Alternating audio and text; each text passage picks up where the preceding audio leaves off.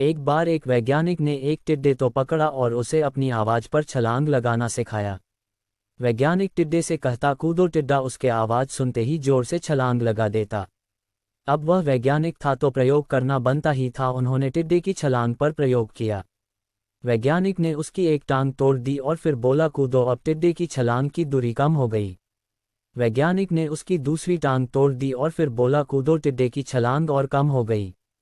अब तोड़ी गई उसकी तीसरी टांग, फिर छलांग की दूरी और कम हो गई। एक एक करके बेचारे टिड्डे की सारी टांगें तोड़ दी गई। अब आखिरी टांग टूटने पर जब उससे कहा गया कूदो तो वह हिल भी नहीं पाया।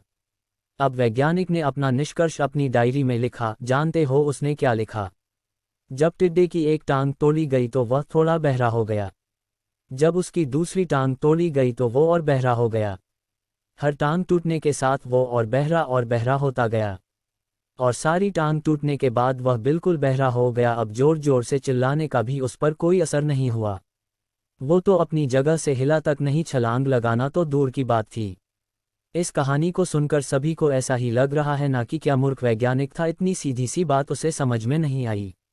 या कुछ लोग ये भी सोच रहे होंगे कि ये तो किसी बच्चे को भी पता है कि टिड्डे की छलांग उसके टांग टूटने की वजह से कम होती जा रही थी, ना कि वह बहरा हो गया था। दोस्तों, हम सभी जीवन में कई बार ऐसे ही मूर्ख बन जाते हैं। कई बार जीवन में दो घटनाएं एक साथ ऐसे घटती है कि उनका एक दूसरे से कोई संबंध होता ही नहीं, फिर भी ऐसा लगता है कि गहरा संबंध है। कभी कभी दिखता कुछ और है लेकिन समझ कुछ और आता है और वास्तव में होता कुछ और है। इसीलिए अगर पछताना नहीं है तो जीवन में जल्दबाजी में कोई निर्णय ना ले, हमेशा समझ का इस्तेमाल करे, सावधानी बरते, नतीजे सोच विचार कर ही निकाले। अगर आपको वीडियो अच्छी लगी तो कमेंट करके ज़रूर बताएं और ऐसी ही और कहानी के लिए चैनल को सब्सक्राइब कर ले और वीडियो को लाइक शेयर ज़रूर करें।